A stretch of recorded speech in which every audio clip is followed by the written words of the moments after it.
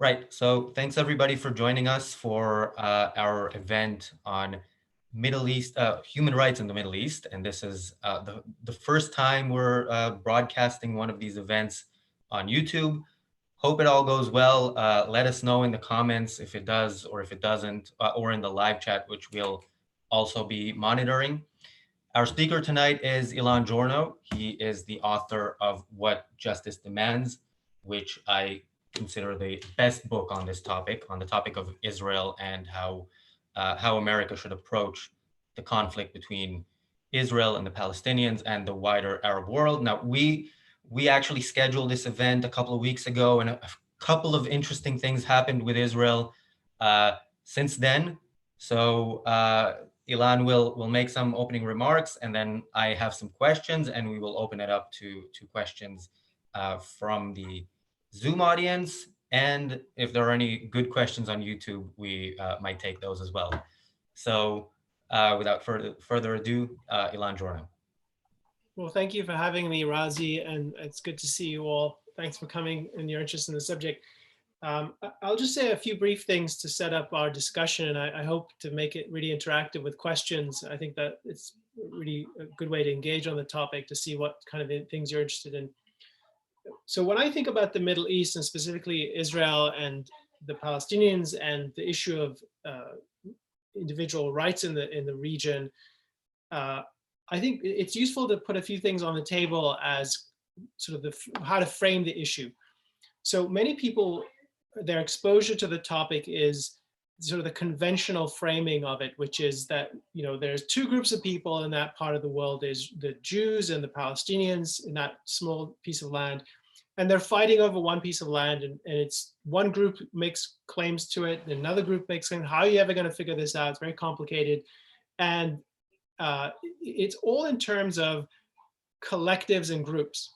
And that's true, sort of the conventional way of thinking about this. But the way I approach this, which I think is distinctive and it's informed by Ayn Rand's philosophy, is that that's not at all helpful in understanding the conflict, not at all helpful in understanding the region. A better framework is to think about what kind of society is good. And how do you answer that question? That's a political, philosophic question. What kind of society is good? What is a just society? And that's a perennial question. And the way to answer it is to have a view of human nature and a view of what kind of life do individuals live, and what's a good life for you as an individual.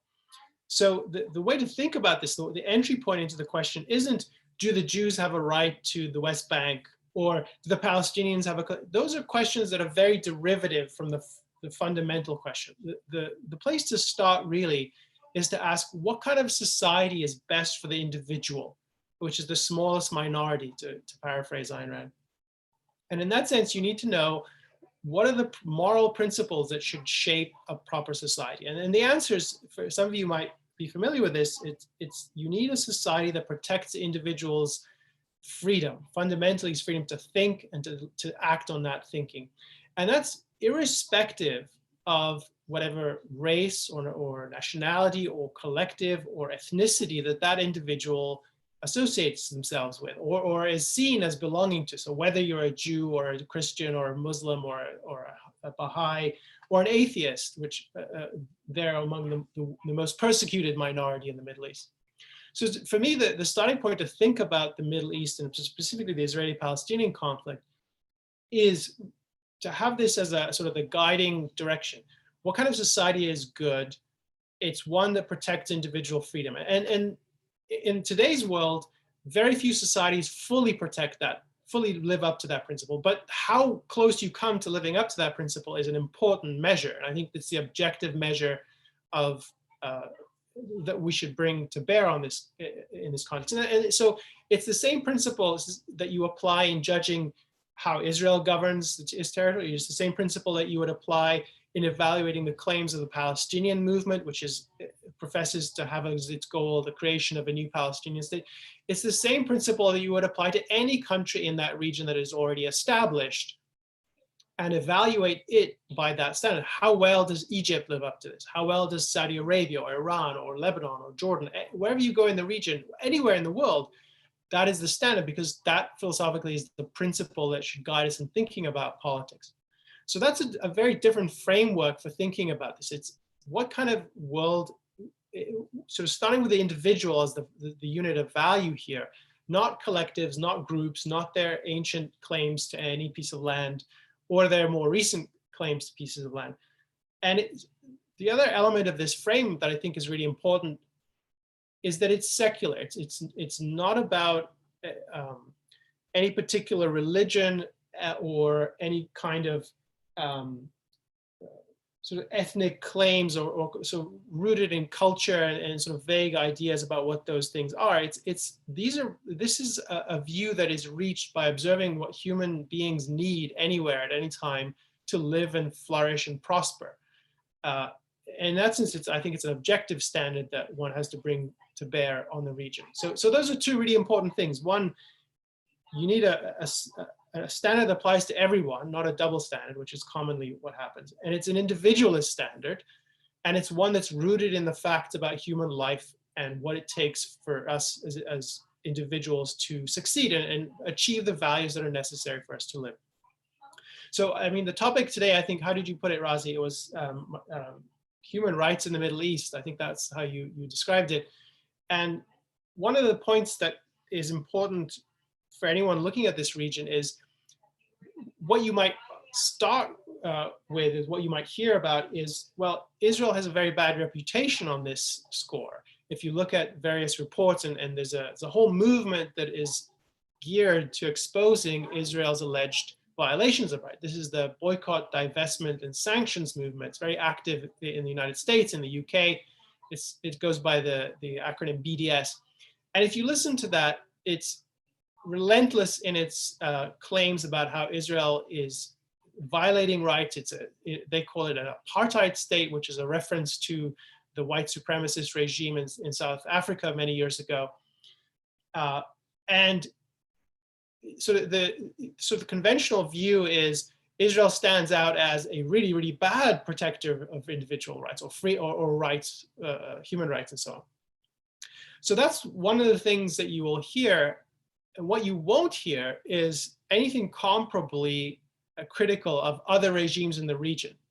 And so there's this kind of conspicuous silence about how Egypt treats its people, how Saudi Arabia treats its people. Now, there's news reports about how it's not great there, and the same is true in Iran, but it's not the same, there isn't the same kind of fervor that you hear in sort of the denunciations of Israel. And one of the markers for this is, if you look, there's an organization that tallies the UN Human Rights Council resolutions. And when I looked at this last time, there were more resolutions critical of Israel than there were of any other country ever combined. Like if you take all the rest of the world, all the worst countries you can imagine, like North Korea, Iran, Syria, if you put them all together at this point in time, they didn't even come close to the number of criticisms of Israel.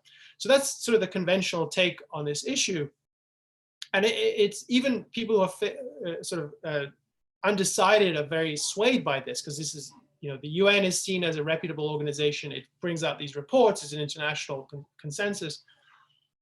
And then you get on college campuses, you get the influence of the BDS, the boycott, divestment, sanctions movement. So my view is that if you take an individualist perspective, if you value human freedom and the ability of individuals to prosper, these conventional assessments are completely wrong and misleading. And the BDS approach, I think, is not only misleading and wrong, it's dishonest. And I think a lot of the criticisms of Israel are dishonest. So one of the things I talk about, you mentioned my book earlier, What Justice Demands. One of the things I try to illustrate in the book for people is, if you take seriously your own life and just human life as a value and the needs of individuals to be free, and you apply that as a standard and evaluate all the places in the Middle East that you might choose to live in, where would you end up with? And I think the answer is hands down Israel. And this is coming from someone who doesn't choose to live there, is very critical of Israel. And I think it has a lot of flaws. And yet I think it's still, on the standard of individual rights, I think it's head and shoulders above anything in the region, including sort of the most favorable, sort of liberal seeming Arab states you can find.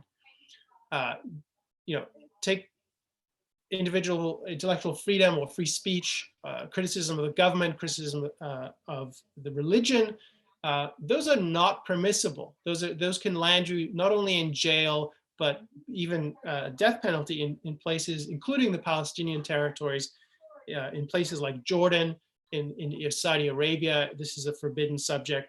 In Israel, it's weird not to hear criticism of the government. I mean, it's one of the most boisterous political environments you've ever encountered. Criticism of religion is, it borders on nihilism. If you ever talk to Israelis, there's such hatred for, among some Israelis, there's real contempt for the influence of religion in society. And you can do that with impunity. No, there's not going to be a midnight knock at the door for doing that. So that's a really important metric for thinking about what kind of society is it and why you would want to live there, because you have the freedom to influence the society in line with your ideas and your values. And this is not at all true anywhere else in the Middle East. Even the countries that are friendly to the West, such as Egypt, and some people claim Saudi Arabia is friendly to the West. I don't think that's correct. In Saudi Arabia, there are people languishing in prison for having raised the possibility that society need not revolve around religion. Just the possibility. Or that we should be able to criticize the royal family. They're doomed. There's not going to come out. The only option they have is to be given a sort of arbitrary pardon by the ruler. And in Israel, you have people not only criticizing the government, but exposing government malfeasance and causing former prime ministers to go to jail. Now it's bad that there are people who are corrupt in the government, but it's a good thing that you can expose them and hold them to justice. There is something like the rule of law, and that's important for a free society. So that gives you kind of a framework of how I think about this issue, and I think it's central to making sense of the region. I want to the final point I'll make before we turn to questions, just as framing, is when you think about minorities, and that's often the way this is presented, like there's religious minorities, there are sort of ethnic minorities all over the Middle East, and how do they fare, and what's going to happen? And a lot of reports are, and I think it's an important issue to be concerned about. I would say that be concerned about what happens to people who don't belong to the predominant religious sect, or whoever they are, or if they're gay, or if they're just the other half of the human race. They're women. What is going to be the treatment of women, which I think is a horrific issue, and how badly dealt with they are. But I would say that the real primary is how are individuals treated? And it just so happens that they're women. That's important, and there's particular prejudice against women or gay people. And those are terrible things, but the primary, never to be lost perspective is that what matters is the freedom of the individual. And then we have to ask, well, what happens if you are a Coptic Christian in Egypt? Do you have the freedom of religion to practice your beliefs, even if I don't agree with your beliefs? And the reality is that they're an endangered species now. They're fast becoming threatened from all directions in Egypt. And that's true for minorities all over the place. You do not want to be a Sunni Muslim in a country that's predominantly Shiite, because that is not a good thing for you. There's official prejudice against you. You will be hunted by vigilantes. And you don't want to be a Shiite in a predominantly Sunni society in any of these countries either. Or God help you if you're an atheist, really. I mean, there's just really tragic stories about people in countries we can get into some of the details, but so the issue is that on all these axes that really matter, Israel, with all of its flaws, still stands out as a better place to live if you want to be free. Now, so here's the sort of the key issue. So then the question then is, well, what about the Palestinians? And that's something that needs to be unpacked, because who are the Palestinians? And that's not a trivial question in the sense that you could just say, oh yeah, that's the group, because there are several groups of people who, it's a very politicized term. We should talk a bit about that, but there are several groups of people who are either seen as Palestinian or recognize themselves as Palestinians. And their political status is different depending on where they live. And some of them have more freedom than others. So if you're a Palestinian in the Gaza Strip, you don't have a lot of freedom because you're ruled by Hamas, which is an Islamist organization. And since it took power in a sort of a violent skirmish in 2007, it has sort of diminished the amount of whatever freedom there was at the time, particularly for religious minorities. If you live in the West Bank territories, which are partly ruled by the Palestinian Authority, which is like a temporary, like a provisional state, and partly by Israel, you have a lot more freedom than you have under Hamas. But it's still, there's a lot of controls, and under the Palestinian Authority, there isn't the kind of freedom of speech that you have if you live in Israel as a Palestinian or an Arab citizen of Israel, which is yet another category. So it's important to get there's different groups. There's Palestinians who live under Hamas. There are Palestinians who live under the West Bank arrangement under the Palestinian Authority. And then there are citizens of Israel who are seen as Arab. Some of them recognize themselves as Palestinian, who have full rights as citizens of that country. So then we can sort of talk more about what it's like to be a Palestinian under Israeli control and so-called occupation. But so just to sum up sort of this framing discussion, it's critical to think about this issue from the perspective of the principle of individual rights, and properly understood as applying to individuals, applying to their freedom to think and act on their judgment, using that standard as a yardstick for all regimes and all political movements, wherever they are, including Israel, including the Palestinians, including all the neighboring countries, including our own country, wherever you live. That's the standard that you use to apply the British government, the US government, wherever you are.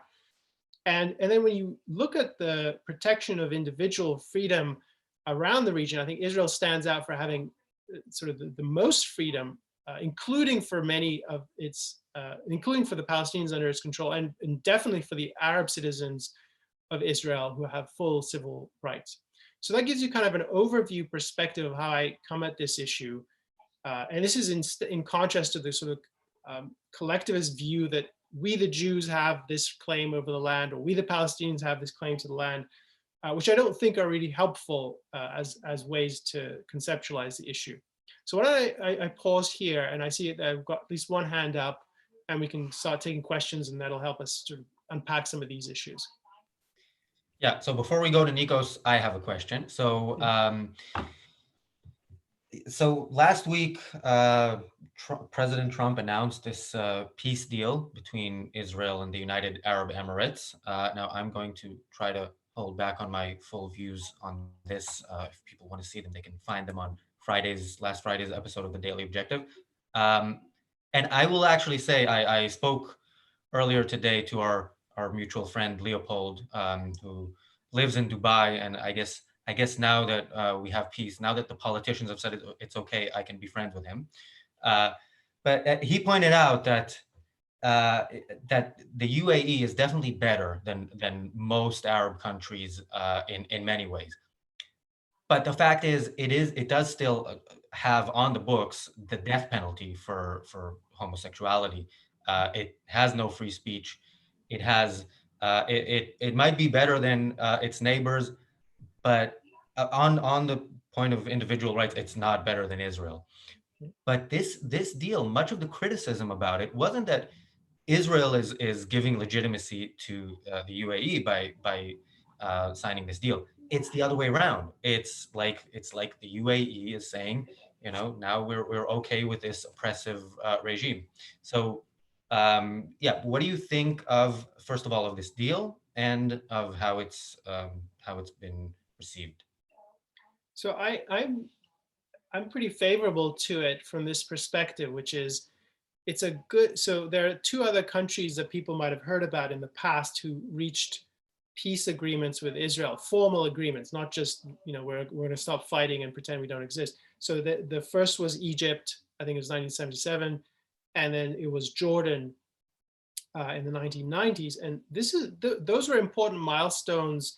And I think the UAE deal is another one. And the context for that, and the reason I'm favorable, is you have to think back to how it got to be the case that Israel was a pariah among all these countries, when in fact they should all be looking at it and taking notes and trying to figure out how did Israel succeed so well? Well, how can we learn from that? Which they didn't do, and I think a lot of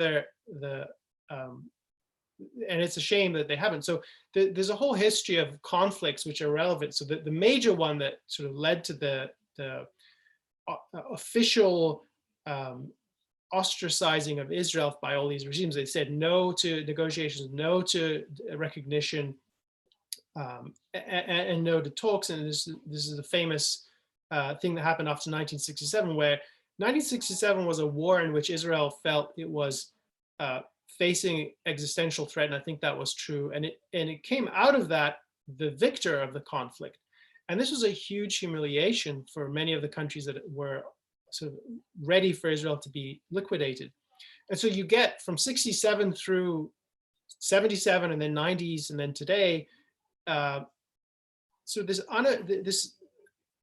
like a boycott by all these countries not willing to do any deals with Israel, not to really recognize it, which is this goes to your question, which is a real inversion, because these are countries that are themselves illegitimate. They don't protect freedom. They're ruled by kings or by dictators. So to me, it's a good thing that there's some recognition that, yeah, Israel, there's value here. We can do deals with them. We can negotiate. We can recognize them diplomatically. It's one of those cases where, the joke about I don't want to belong to a club. The people who belong to a club tell it's a sort of a mark of how reputable it is. Well, when people start recognizing Israel, I think that's a good reflection on them. I think it's a modicum of, yeah, there's something here. Now, it could be we don't know all the reasons that went into it, and there could be some bad reasons, but to me, it's a good thing that it's starting to break this long-standing boycott. And the other thing that people, I think this is not an original thought, but it's an important observation about why some of this is happening. The major conflict in the Middle East right now is not about Israel and the Palestinians, and that hasn't been true for a long time. The real conflict is between the sort of the Islamist movement represented by Iran and some other countries and movements versus everybody else, including Israel. And so that's the important context for seeing, okay, the UAE recognizes, yeah, the big problem here is not how Israel is going to treat the Palestinians. That's not an issue. The real issue is how we all going to face life if Iran becomes a nuclear power tomorrow. That's a problem for everybody. So to me, that sort of realignment in the region is important, and I think it's the smarter countries that are saying, yeah, well, maybe we need to have more sort of recognition for Israel. So to me, it's a good trend. If the more that happens, this has been happening kind of unofficially with Saudi Arabia for a long time, though I think it's even more complicated there. So to your point about what I think about the criticism of it, well, to me, this integrates with the kind of conventional view that starts from the perspective of, we're not going to look at this from the perspective of rights. We're just going to look at this from the perspective of, well, there are all these Arab countries, they're upset, the Palestinians are upset, and we have all this sort of argument from reputation and claims by various NGOs that Israel is the worst country in the region. And that's completely false. And so it's a moral inversion that the Emirates are now saying it's a bad thing for them to be doing this. If anything, as I said, it reflects better on the Emirates, and it reflects better on any of the other countries that are willing to step outside of that conventional view and recognize that there's real value here. I mean, one just quick thought about this. How many of you remember about 10 years ago, there was the Arab Spring? It started 2011. It was people were hoping that this would be a watershed event. And I mean, my takeaway from the Arab Spring was there's a lot of different kinds of conflicts, and different countries had people protesting by the millions had different priorities. But I think one of the takeaways is that the better people in those protests, they wouldn't have put it this way, because you can't talk favorably about Israel in the region without risking your life or risking your reputation as an individual. But the reality is, what were they asking for? They were asking for a little bit more freedom. They wanted some respite from the censorship. They wanted some opportunity for economic, like furthering their lives economically, as opposed to these failed states. What were they really asking for? Is that their governments look a lot more like Israel than they do right now. And, to me, that's a sign that there are people who really want a better life. They didn't succeed, unfortunately, in many of these cases. But I also think there's a sort of a grudging recognition in some of these countries that they're not doing well. Like Israel is showing them up decade after decade in terms of its economic success, its technological success. And there has to be some, the better leaders would have to be saying to themselves, well, what can we do to improve? And we can talk more about that, but to me, that's sort of the better orientation that people have. Next question is from Nikos. Thanks, Raz, and thanks, Elan. So I remember reading Winning the Unwinnable War back in around Easter 2017. And it was the most hard pill to swallow regarding, let's say, my transition from Marxism to objectivism. And the thing I had the most difficult in capturing was how your view, or how the objectivist view, would go against the view that I had that time, which was that the most important thing is sovereignty. And that was, let's say, the most current view also in international relations and all that stuff. So why do you think, it's so difficult for people to see what you said in the beginning, which is that the way that you measure a state is how it defends individual rights? Whereas if you remember, when Saddam was attacked, everyone was, or okay, not everyone, but most people, for example, in Greece, were saying, well, Iraq is a sovereign country, you cannot attack. Or if you see on Netflix this documentary on Mossad, which is interestingly, it's Israelis who are the producers, and they ask the most hostile questions, and they say things, yeah, but you infiltrated another country and you do this thing and you do that thing. So why do you think that sovereign is, let's say, so big in people's consciousness and in people's understanding of the Middle East and of international relations? And the second question is, would you draw a line at some point? So we could say that a government that doesn't support individual rights is, as you mentioned, illegitimate, right? And I would agree with that. But for example, would it be okay for a country, if it was not sacrificial, let's say, to attack Greece because it has a ridiculously high income tax, or to attack the UK, or to be hostile to the UK because it imprisons people if you, okay, it imprisons, but the police can knock on your door if you misgender someone on Twitter or things like that. So where do you draw the line where first of all, do you even recognize sovereignty as a legitimate kind of concept? And B, where would you draw the line where this sovereignty, if it is to be respected, so what is the point after which sovereignty is not to be respected? Actually, let me put it this way. I hope it makes sense. Sorry, it was. Yeah, I got it. I mean, if I don't get both elements, just follow up. So, so let's take the first one about sovereignty. Why does it have such a hold on people? It is, I think, a very common view that sovereignty is the paramount consideration. I think it is a legitimate concept. I think countries. I mean, it's a consequence of having a moral society, a moral sort of approach to government, that the outcome is you have sovereignty. That's what it means. You have there's two perspectives on the fact of sovereignty. One is, if the government in a given area uses its monopoly on the use of force to protect freedom, and it's a legitimate society, a legitimate government, then it is sovereign within that geographic area. That's one perspective on that fact. And then sort of from the outside, from international context, that is the reason that that one country would respect the other's sovereignty, and not just like, well, we want something, we're going to come over your border and disregard it. So there is this, it's sort of a mutual recognition that is a derivative of having a government that is essentially or basically protecting freedom.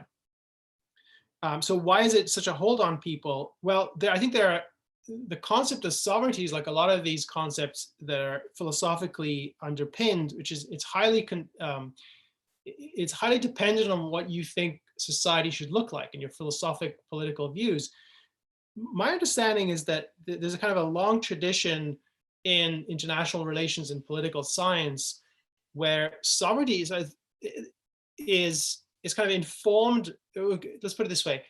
Let me just narrow the point a bit. So in the 20th century, what became very influential is the idea of groups having self-determination, and then they having a say, and that becoming the sort of the basis for sovereignty in a society. And it connects to the ideas about democracy and that being the legitimating force in a government. So there's this whole philosophic background that leads people to think, well, in a better case, it's, well, the people in that society want that kind of government. Who are we to say anything else? And therefore they're sovereign. So it's a kind of subjectivist premise that if enough people vote this way, or enough people are okay with it, then that's fine. When you get to cases like a dictatorship, or like you mentioned Saddam Hussein, that's when it starts to show some of the cracks in this approach, because in what sense is it legitimate for a dictator to have sovereignty? There isn't, I mean, to me, there isn't one. If you take seriously that a government's purpose is protecting freedom. So what you get is sovereignty divorced from the purpose of government. And then it just becomes a sort of out of context absolute that, well, yeah, we can't go into Iraq, we can't go into Iran, or in the Cold War, we have to respect the Soviet sovereignty. We can't overstep our bounds or in any way like that. So I think so there's sort of both a positive philosophic view that leads people to the view of sovereignty that is, I think, not a good conception. It's a confused conception. And then there's a kind of just taking as a given what people, the status quo, and saying, well, how can you challenge that? We have sovereign states, and it's the gravest kind of thing to violate that. And I think it's just unconnected to the facts that make political philosophy what it is, and what sort of the objective approach to it. So let me connect this now to the second element that you were asking about. So what's the dividing line, or what's the point at which you would take action against and sort of overstep a country's sovereignty? Well, I mean, my view is a lot of countries in the world, particularly in the Middle East, that are seen as sovereign really are not. And that's not just, I have some objectivist prejudice against them or something like that. It's just, if take Lebanon, right? So some of you might know a little bit about Lebanon. Lebanon is not even sovereign in the sort of strict legal sense, in that the elected government of Lebanon doesn't have full monopoly over the use of force within its borders. And it competes for that power with the Islamist group Hezbollah, which literally has bases that are essentially sovereign, sort of self-contained mini states on the border with Israel, and it has huge influence on the government. So the government itself is not independent of that. And so that's the point at which you say, well, it's not clear who's running this country and why you would. I mean, it's a mess as it is. So just on that sort of basic question of who's in charge, there isn't clarity. And then you get failed states like Syria. Like Syria is a total basket case. And you would say, well, it's not clear that anyone rules Syria. It's not even clear that it's a country anymore. It's a war zone. So you get that kind of problem. But to get to your question, one can't think about this absent the question of how well do these countries live up to the principle of freedom. And one of the things I would say is, so Ayn Rand has an essay where she talks about this issue of, well, how do you recognize an authoritarian or dictatorship? What are some of the hallmarks of it? And she names 4 hallmarks. And I think they're essential elements of it. And there might be other things you would say. So I don't think jailing someone for misgendering another person is at that level. It's things like, are there show trials? Is there real freedom of speech, or is it, it's unreal? Is it a one-party rule, essentially? So those are some of the typical things you see in a dictatorship. And I think you have to get to the point where it's objectively, it's conclusively a dictatorship. And then there's the question of, well, okay, so it's illegitimate, completely illegitimate, there's no shred of freedom. Then the question becomes, can anyone respect this country's sovereignty? And I think the answer is objectively, no, there's no basis for that. It's not a legitimate form of government. It's oppressing the people that live there. And I think that's how you would get to an assessment of when it is, when is the threshold passed. And I think the important thing about what she says in this context is a free country has the moral right, but not the obligation, right? And you raised this as part of your question, like it shouldn't be self-sacrificial. I think it's not only that, it absolutely is true. If it's self-sacrificial, then it's like, why are you doing this? Like you're not around. The purpose of any government is not to police the world; it's to police its own territory. So that can't be the motive. But I think it's more than that. It's like, what do you think will be accomplished by this? Is there a real threat to you? And if there's no real threat to you, will there be one? Is this something that's going to happen in 5 years? Is there a threat to an ally?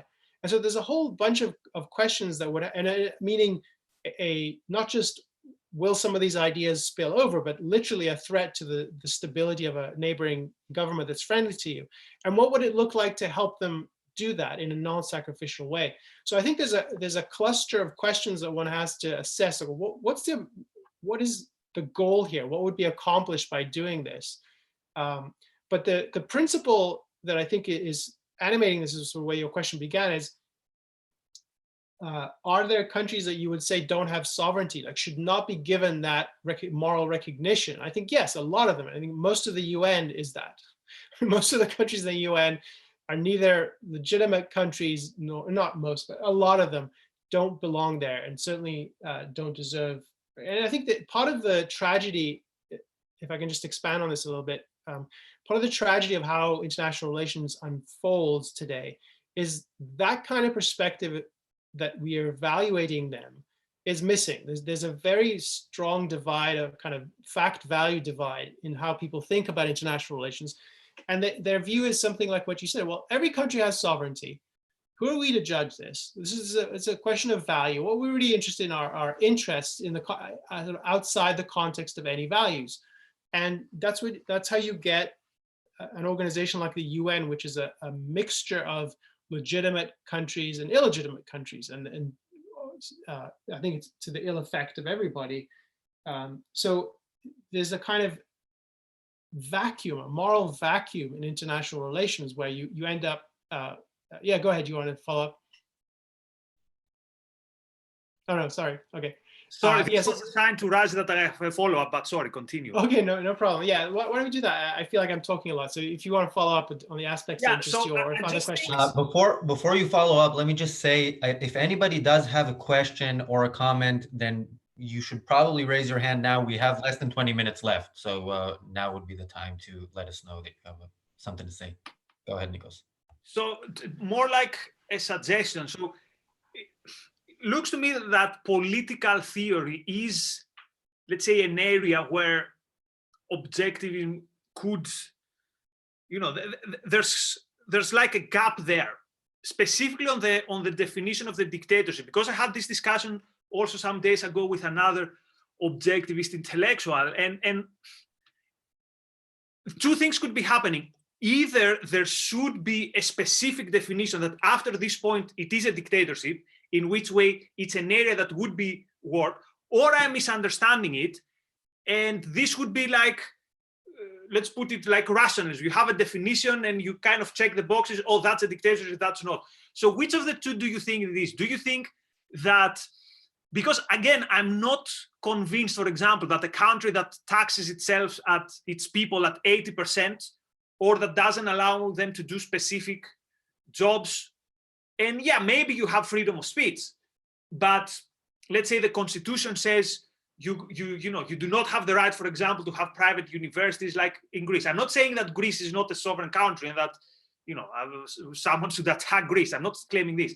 I'm just saying, is there a gap there, or is it, let's say, intentional or not intentional? There's a reason that this definition is loose, because this definition cannot actually become kind of, let's say, specific. I mean, I think there is a definition for what is a dictatorship, and it's a fairly abstract definition because it has to encompass every kind of dictatorship, and then you can subdivide them by some of their features.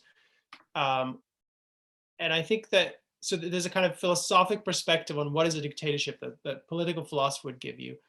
But if you're asking the question from, okay, we're military planners and we're trying to figure out who are our friends and who are not our friends. This is a kind of policy level question. Then I think that there's a lot more that you would need to know about a given country. And so not only does it have any capability to harm anybody else? Because a lot of dictatorships are very weak, right? And so there's nothing you would bother doing about them. Like you could say, yeah, it meets all the criteria as a dictatorship. Yeah, but then so it could be very weak, but could it be friendly for hostile powers, right? So this is the case of Afghanistan, right? Afghanistan was clearly a dictatorship in the 1990s when Al-Qaeda set up base there. And that's a problem, right? So it created a safe haven for a hostile group.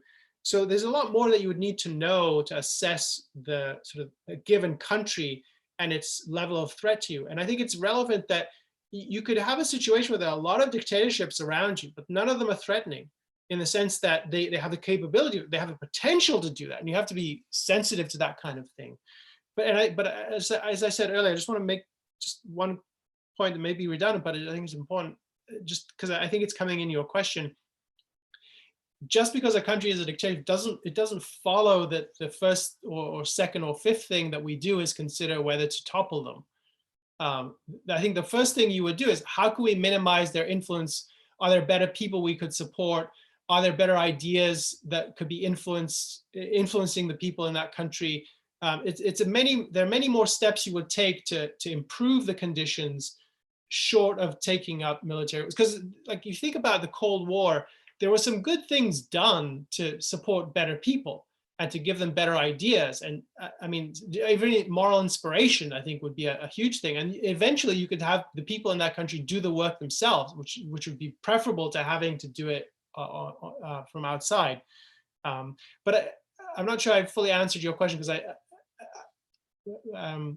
it's more of a like when a government stops being legitimate, and it has to do with like we were discussing the other day. I don't remember. Oh, it was on a intellectuals network thing on whether there is such a thing as, let's say, an objectivist theory of revolution, because we're discussing the relevant chapter in the companion. But anyway, big discussion.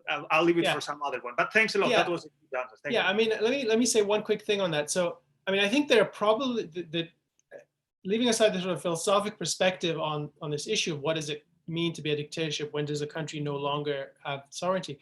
I mean, this is the place partly of what political science should be doing. And if you earlier asked, are there gaps? I think there's a lot of work to be done in political science and international relations too, to think about what these questions really are. And I don't have very developed views about revolution. I think it's my answer to that is, I don't have a theory of it, but it's a very, very last resort kind of thing. Like you have to be at the point where it's an extremist kind of situation. So, but that's something, so someone would have to think about, what does that look like? What are the thresholds? And what does it really mean to launch because that's a momentous step. I mean, at least as momentous as starting a country from zero, which is another kind of question that political science should be sort of developing. But yeah, we can talk more another time if you're interested, but let's see the other questions. Yeah. Yeah, so there's a comment and a question on revolutions, and then I'll read those, and then I'll read another question to make sure we get through all of them. So Eamon says, on the question of sovereignty, let me suggest a rule of thumb. A government loses its claim to sovereignty when one would approve of a revolution to overthrow it. And Andre asks, what if the revolution is to overthrow a government who is no longer sovereign and is dictatorial? And Professor D asks, why is there a necessity for other countries to be involved in peace talks between Israel and any other neighboring country? I tend to believe, perhaps wrongly, that having other outsiders involved just causes more issues. Okay, so let me take the questions about sovereignty and revolution. So I hesitate to agree with the rule of thumb, because the rule of thumb is that if enough people don't approve of, if enough people approve of revolution, then it's legitimate. Because I think there has to be more, it has to be much more objective, in that you can convince a whole group of people that they should launch a revolution, and they could be wrong. Because I mean, people are fallible, and you can trick people, and there's all kinds of sort of devious things you could do. So their approval is a relevant consideration, but I don't think it's the decisive factor. There has to be objective evidence, at minimum, that the government is actually dictatorial, and that it's reached a point where it's intolerable, and the only solution possible, because every other legal recourse is shut to you, the only way to preserve freedom or gain freedom is to launch some sort of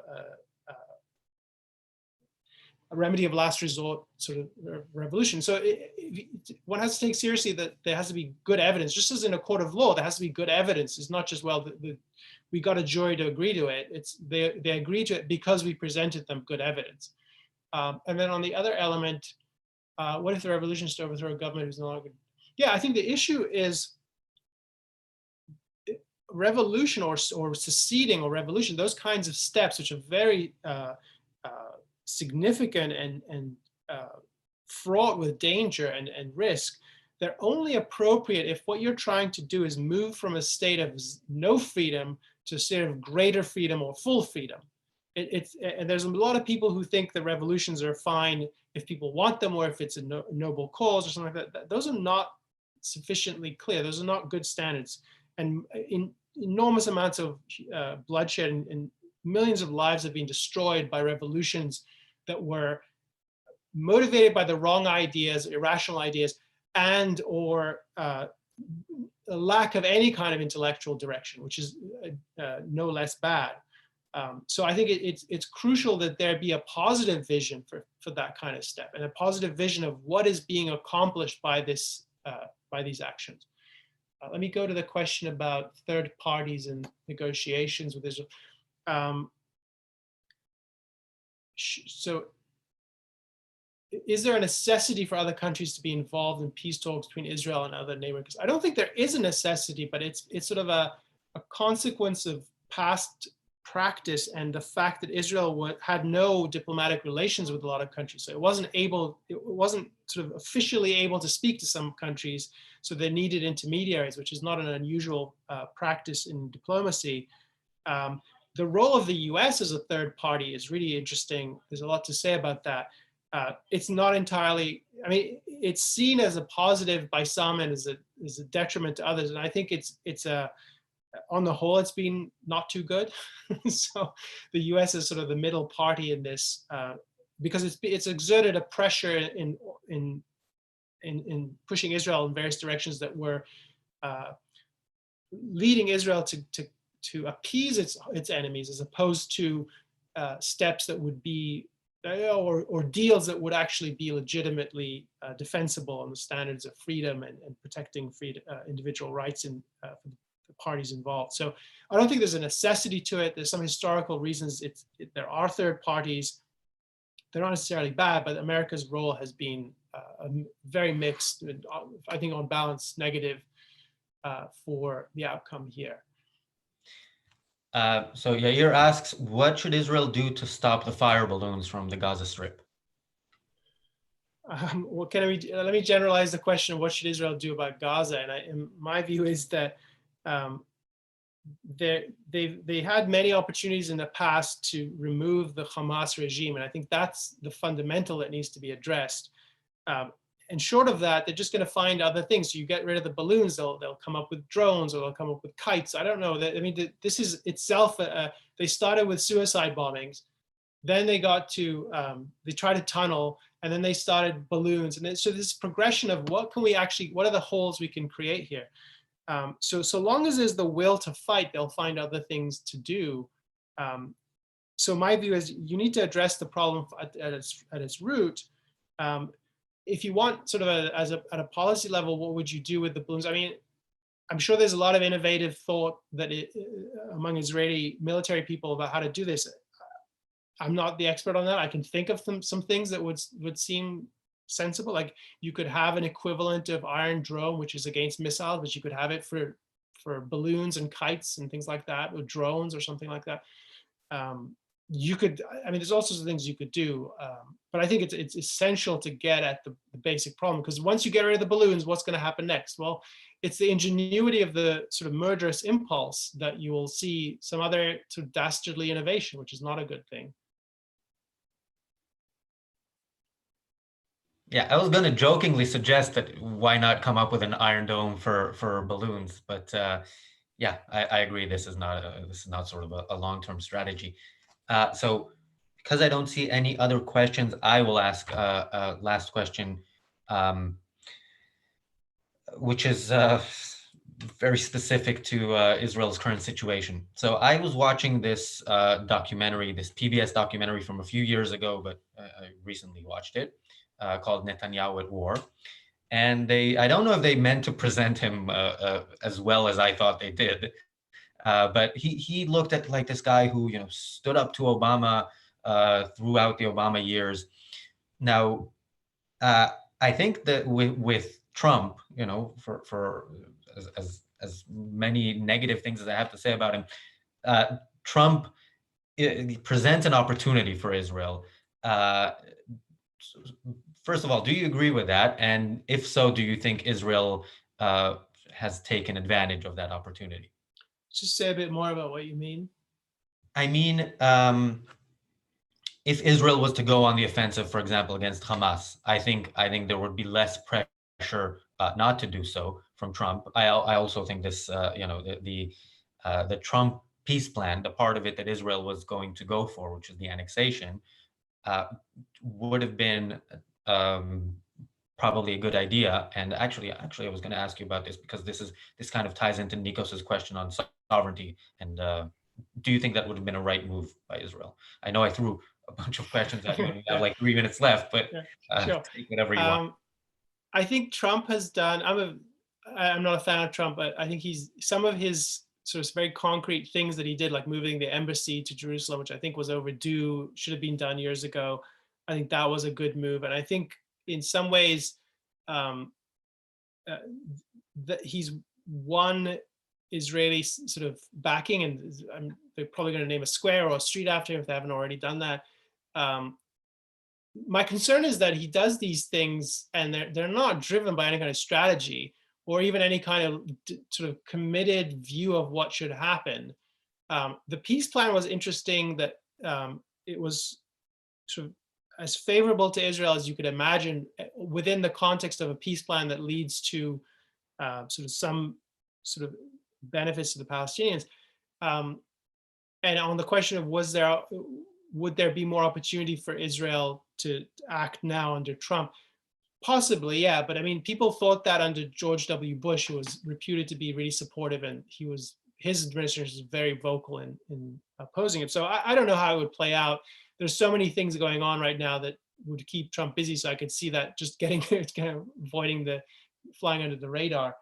And then you asked me about the annexation plan. I mean, I don't have a sort of problem with it in principle. Like, should they exert Israeli control over more territory? I think there's a case to be made for doing that. My concern is that it would be done in a vacuum of, well, there's balloons, incendiary balloons coming from Gaza. It's not like the problem's been solved. So you're in effect saying, okay, we're going to take this area and we're going to exert more, we're going to put Israeli sovereignty over it. And that might help a little bit, but it's not like this is really the path to the solution. And so one of the things I write about in my book is that the model where most policymakers start in terms of thinking about the solutions is just the wrong model. It's like this quid pro quo, land for peace kind of model. And the Trump plan was slightly different from that, but it's still within the same framework. Oh, the Palestinians have a legitimate goal here. Palestinian movement has a legitimate goal. And I don't recognize that. I don't think that's true. I challenge that. And I think that the Palestinians have suffered more from their own leaders than they have from anybody else. It is a really corrupt movement. It's a lie that they care about the lives of Palestinians. And I actually do care about the lives of Palestinians because I care about individuals. And my view is that they would be much better off if they had, if they got rid of the Palestinian movement and they actually embraced freedom in the way that some of them want to. So to me, it's any plan that perpetuates the Palestinian goal of a state in some form, even if it's moderate, to me, it's you're still buying the premise that the Palestinian movement has legitimate claims over land, over sovereignty, over a state. And I think that's where you need to start the challenge. You need to challenge that whole thing and say, no, you'd be better off without these leaders. Now, someday, do you want a state? Yeah, what would it look like? What would be the standards you live up to? We could talk about that, but we need to solve the problem of sort of inculcating generations upon generations of Palestinians with the idea that the problem is Israel, not their own leaders who are telling them lies and sending them to their deaths, and forbidding them from living under freedom, because there is no freedom under the Palestinian rule, and there will not be under a Palestinian state. I think there's plenty of evidence for that. So to me, it's every time there's a peace plan, even if it's moderately an improvement of the last one, which you could argue this was the case with Trump, it still buys into the basic context that there's things the Palestinian movement deserves or has legitimate claims for, which I don't accept that. And I think that's where there needs to be more pushback.